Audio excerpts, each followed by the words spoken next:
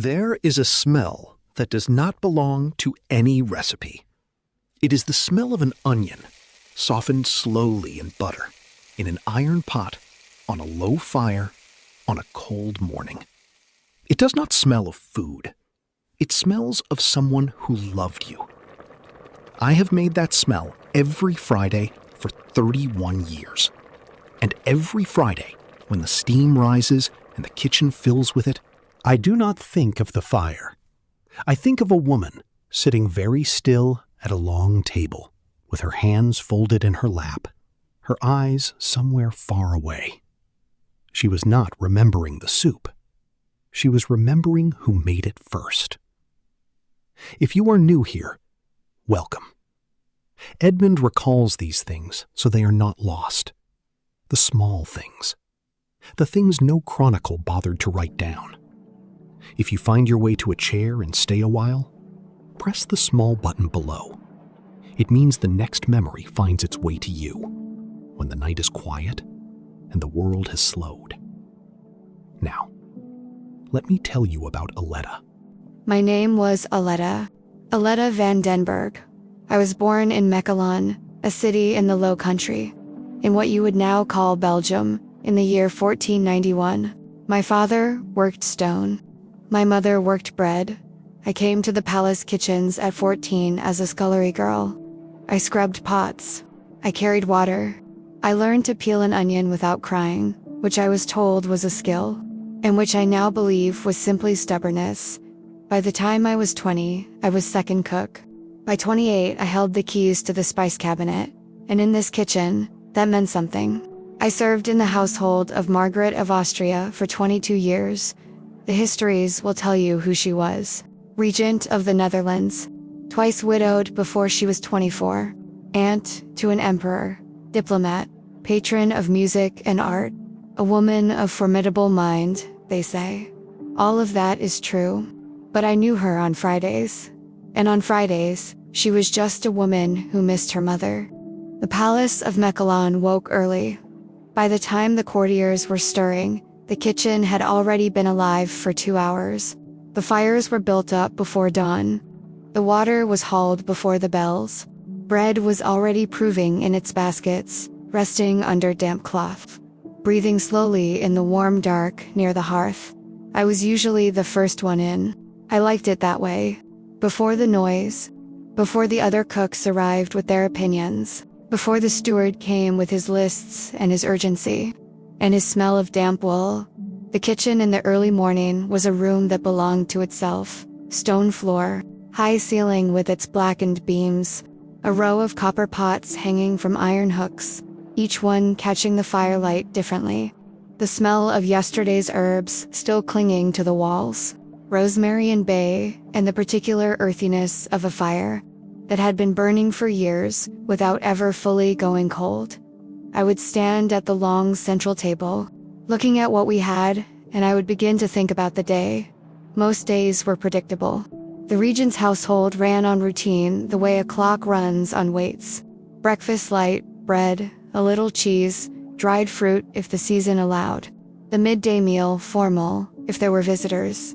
The evening meal dependable. A roast, something braised, a tart of whatever was in good supply. But Fridays were different. Fridays, I did not need to consult the steward's list. I already knew what I was making. The soup had a name, though we never used it. Among the kitchen staff, we called it simply the Friday soup, and everyone knew what that meant. An onion soup, slow, unglamorous, the kind of thing a nobleman's kitchen should, by rights, never produce because it was not a dish of display.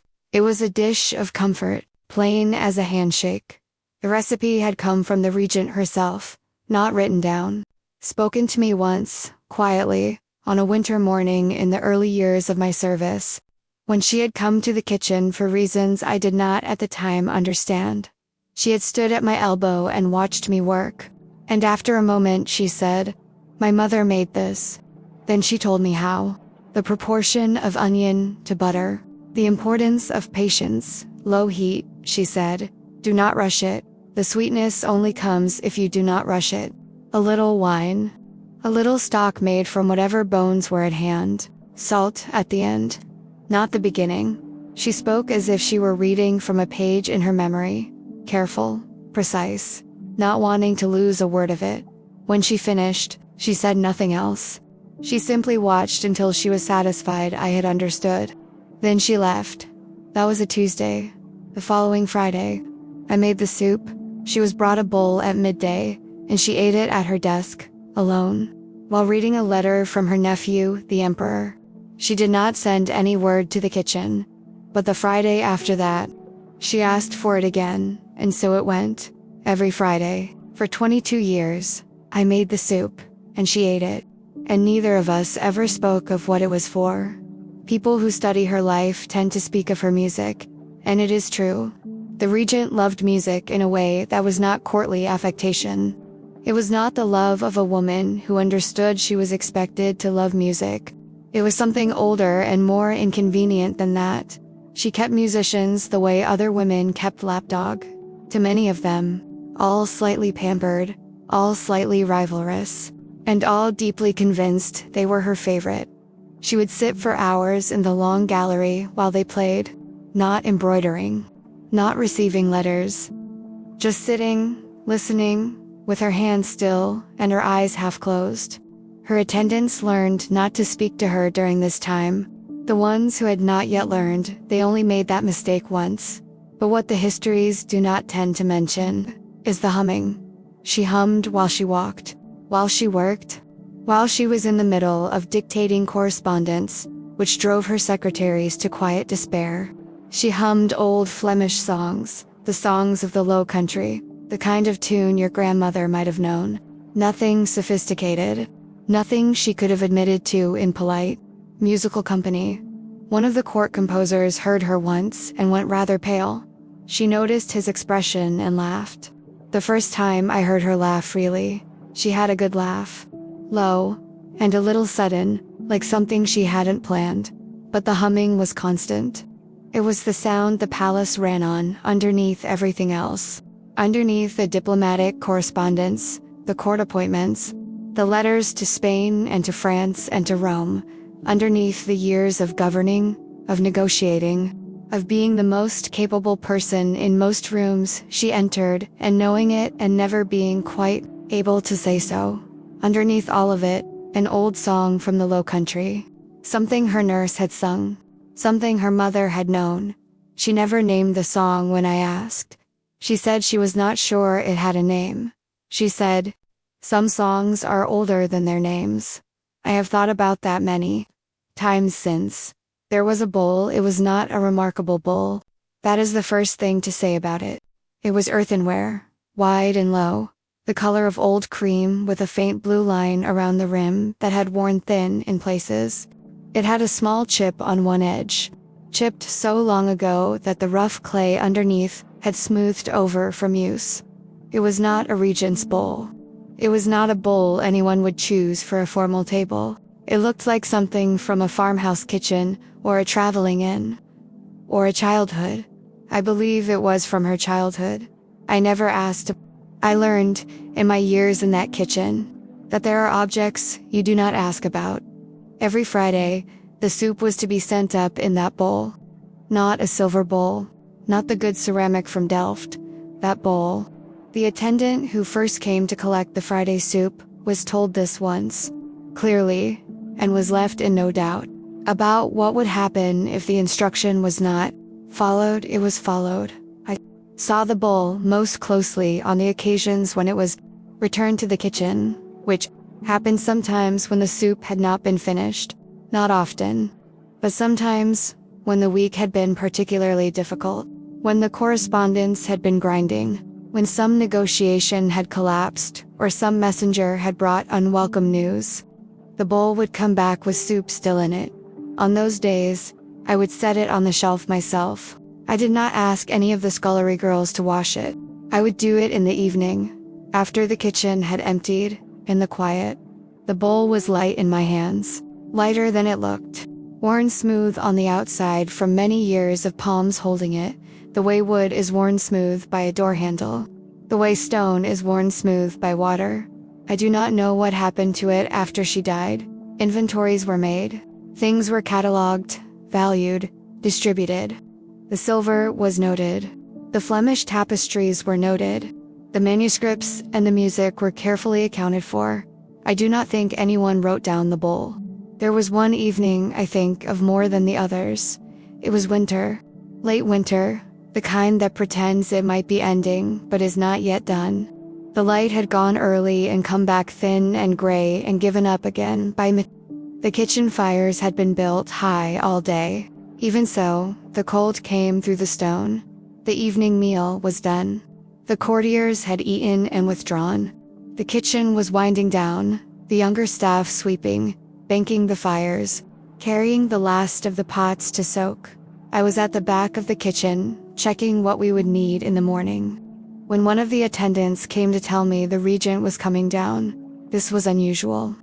She did not often come to the kitchen in the evening. She came in without ceremony, in a dark overgown, her hair simply dressed, without the jeweled net she wore in company. She looked, in that moment, like a woman in her own house, which I suppose she was, but in the formal rooms, you could sometimes forget it. She stood for a moment in the warmth. She said, "It smells like bread." I said, "We baked this afternoon, my lady." She nodded, as if this explained something she had been wondering about. Then she walked to the large table and sat down on the long bench, not in the high chair we kept for the household steward, but on the bench, the way the kitchen girls sat. I brought her wine, because it seemed the right thing to do, and she accepted it without comment. We were quiet for a while. The fire settled. One of the scullery girls finished sweeping and slipped out, and then it was just the two of us. After a time, she said, "My mother's kitchen smelled of bread on Fridays too."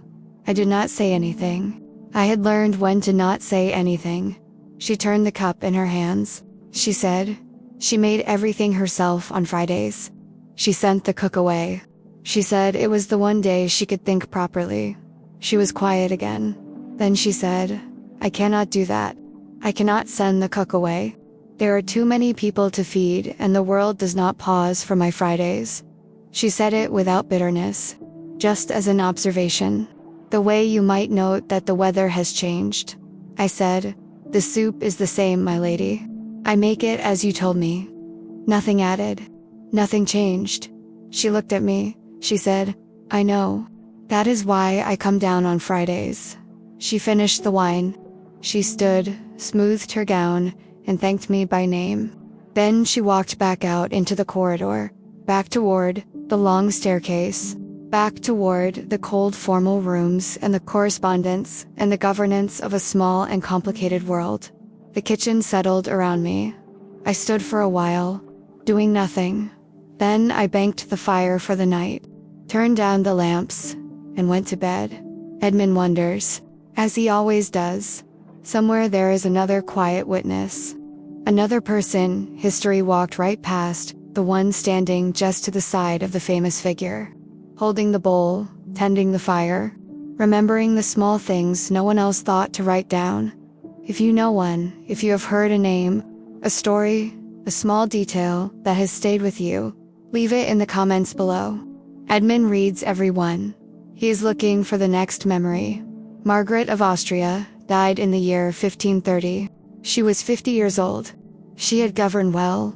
She had outlasted most of the people who underestimated her. I do not know if she was happy. I know she ate the soup every Friday for 2 years. I know there was a bowl she would not let anyone else use. I know that once, on a cold evening in late winter, she sat on the kitchen bench and said, "My mother sent the cook away on Fridays so she could think." Some griefs are too large to look at directly, so you make the soup instead, and you let the smell of it fill the room. And for a little while, for just the length of a meal, the warmth of a fire, the weight of a familiar bowl in your hands, the people you have loved are not so very far away.